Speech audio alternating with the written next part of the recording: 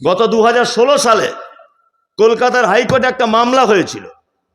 সে মামলাটা কি হয়েছে না, মামলা হয়েছিল যে মাদ্রাসা থেকে আরবি শিক্ষাটা তুলে দেওয়া হোক। কেন তুলে দেওয়া হবে? বলছে তুলে দেওয়া হবে এই কারণে যে ওটা বিদেশের ভাষা পড়িয়ে লাভ কি? বিদেশের ভাষা কি বললাম বুঝলেন?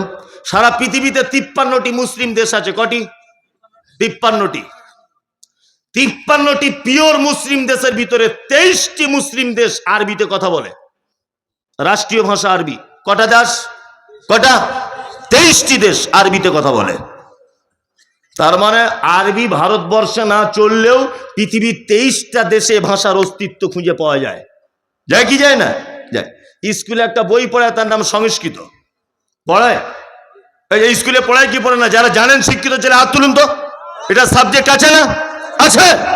সারা পৃথিবীর একটি দেশ, চ্যালেঞ্জ করে বলছি, সারা পৃথিবীর কোন একটি রাজ্য, সারা পৃথিবীর একটি গ্রাম, সারা পৃথিবীর কোন এক ব্যক্তিকে যদি আপনি প্রমাণ করে দিতে পারেন যে এই লোকটা সারাদিনে সংস্কৃত ভাষায় কথা বলে, আমি মমতাজুল ইসলাম বাকি জীবনটা আপনার গোলামি খাটবো। একটা পরিবারও নেই সংস্কৃত ভাষায় কথা বলে।